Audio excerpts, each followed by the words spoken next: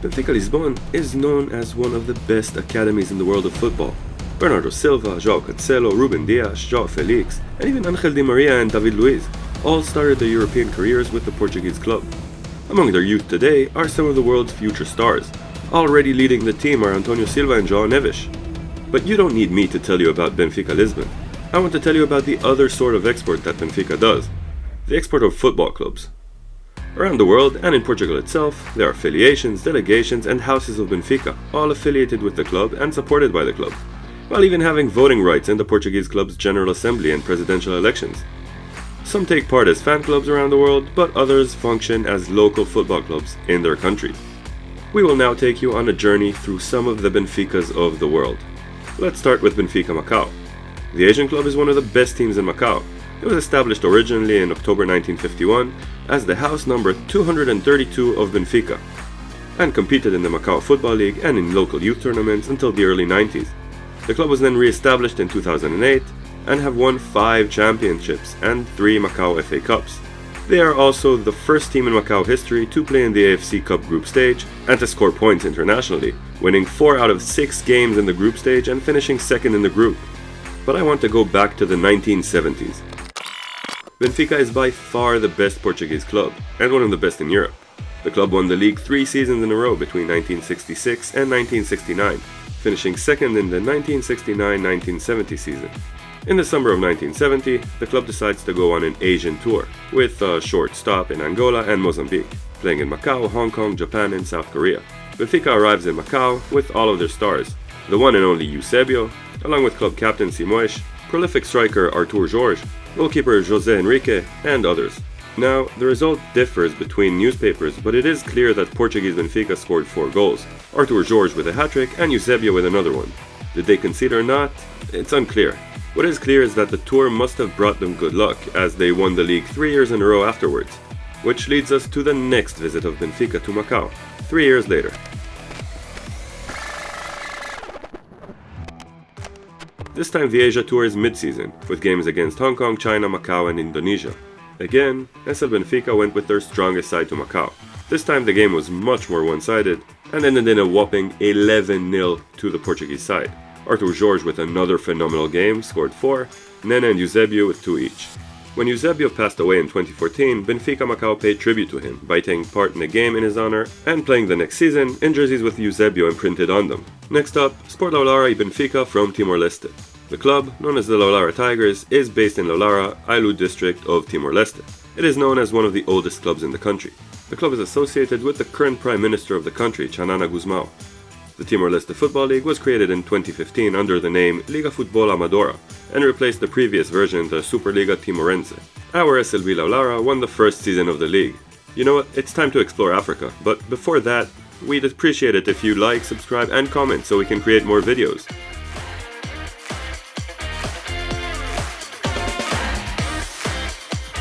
Now, let's go check out some more Casas do Benfica. Sport Bissau y Benfica is one of the most successful clubs in Guinea-Bissau, with 13 league titles. Second only to Sporting Club de Bissau, but that's probably for a different story. The club was established in 1944 as the 29th club affiliated to SL Benfica and was dominant early on, with the star player of the club's early days, Cape Verdean Fialho, even making the move to Portuguese Benfica. In more recent years, the club won the league in 2010, 2015, 2017, 2018 and 2022, and are currently leading the league. Next up is Mozambique club Grupo Desportivo de Maputo, another local historic giant founded all the way back in 1921. The club won 2 league titles pre-independence and 6 others after gaining independence, the latest in 2006. The club has several memorable players, but the one who really stands out, and is also relevant to our story, is Mario Coluna. The legendary central and attacking midfielder was born to a Portuguese father and a Mozambican mother. He was so impressive that he was signed by Portuguese Benfica at the age of 19 and went on to over 300 appearances for the club, winning 10 league titles for them. He decided to represent Portugal at the international level and was part of the iconic 1966 Portugal team that finished the World Cup 3rd, while getting into the tournament top 11. He returned to Mozambique after its independence and held the position of president of its football federation. He was later on also the Minister of Sports. Traveling to our final African destination in this Benfica tasting, though there are other Benfica houses in Africa, we have to go to Angola, who has several Benfica clubs, though none currently in the Girabola, the top division. Benfica do Lubango, Benfica do Ambo, Benfica de Cabinda and Benfica do Andulo all play in the provincial leagues. Historically though, two Benfica teams even won the league before independence. Benfica de Benguela in 1945 and Benfica de Nova Lisboa, today's Benfica do Ambo, in 1972. But I want to tell you about a club that doesn't exist anymore, however, probably impacted the Angolan football more than any other. That is, of course, Sport Luanda e Benfica. Founded in 1922 as a branch of the Lisbonian Benfica, it was known as the Eagles of Luanda. In 1980, the club merged with two other clubs, Grupo Sonangol and Club Atlético de Luanda, to create Atlético Petróleos de Luanda, known as Petro de Luanda. According to the Petro de Luanda website, the birth of the club is the result of business cooperativism and the relaunch of sport in an independent Angola. This united team worked well until 1995, when Benfica de Luanda decided to disassociate from Petro de Luanda and merge instead with Saneamento Rangol, that was also renamed Sport Luanda e Benfica. In the 15 years together, the merged club won 10 league titles, and is still one of the two leading clubs in the country. As for Benfica de Luanda, they managed to win the Angolan Super Cup in 2007, participating also in the CAF Confederation Cup that year, and the Angolan Cup in 2014, finishing third twice in 2014 and 2015. The club, however, suspended its participation in the Girabola of 2017 for financial reasons and to focus on their youth club.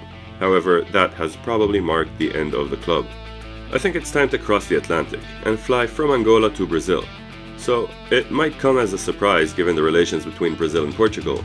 There are several youth clubs, but no professional football clubs of Benfica in Brazil. Sport Lisboa e Benfica do Brasil, Vila Maria, was established in 1938 in Sao Paulo.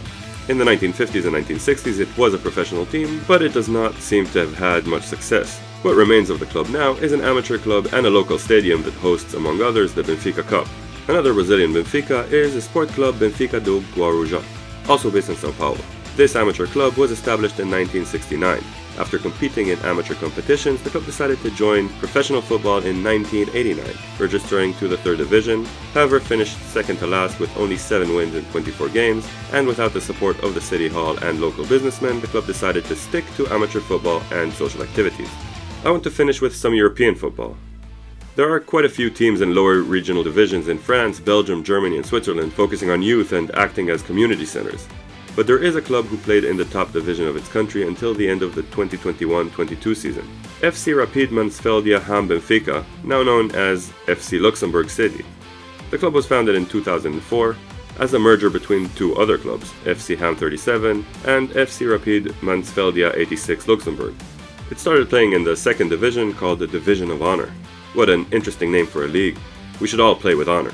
Anyway, the club got promoted for the first time ahead of the 2007-2008 season after winning the League of Honor. They got relegated and promoted again several times until they got relegated at the end of the 2021-2022 season, renamed as FC Luxembourg City, and then got relegated to the third division the year after. Maybe worth mentioning that the club had former Angolan international João Martins playing for the club until his retirement in 2023. There are many other Benfica clubs around the world, even more than one club in some of the countries. However, I can't go over all of them, or we would stay here for months, or at least a couple of hours. It is truly remarkable the ties Benfica has with its houses. Whether it is a football club or a supporter club, the interconnectivity, the involvement, establishing youth camps, developing local football, and keeping in touch with the fans. I hope you enjoyed the video and learned something new about the Benficas of the world.